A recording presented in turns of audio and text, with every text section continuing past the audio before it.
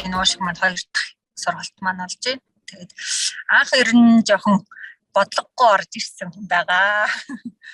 Анх болохоор ер нь бол зүгээр яг Занди багшийн бол нэг судлалгүйгээр манай найзын маань ихч илгнийх нь хөтөлбөрт яваад айгүйх турцсан байсан зургийг надад үзүүлсэн баггүй.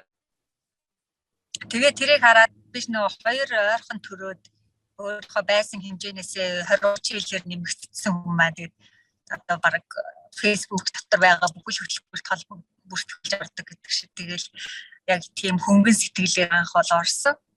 Тэгээд турч хил гэдэг зорилготой. Тэгээ яг өөрний цэвэрлэгэнд явбал эхлээд хит хоногсоо за би өстэй айгу бурууд ч гэсэн юм байна гэдэг өөртөө амар гимссэн л дээ. Гэхдээ одоо тийм хөнгөн сэтгэлээр явж байгаад ч гэсэн одоо Занди багштайгаа уулзраад ингээд өөрийнхөө замаа ингээд зөв зам руугаа орж байгаадаа маш их өөртөө баярлж байгаа. Дараачихаа сургалтанд ч гэсэн маш их баяр талархалтайгаар сууна гэж бодож байгаа.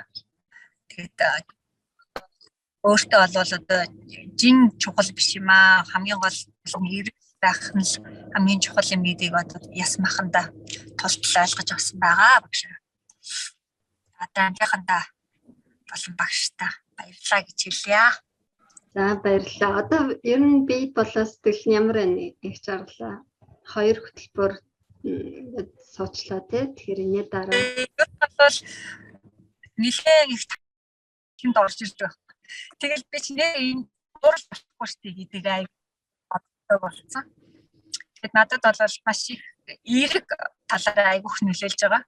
Тэгэд мэдээж эерэг жингээч гэсэн хассан яг хүссэн жиндээ хүрээгүй байгаа ч гэсэн дараачихаа сургалтандаа явхад бол хүссэн жиндээ хүрнэ хаа гэж бодож байгаа.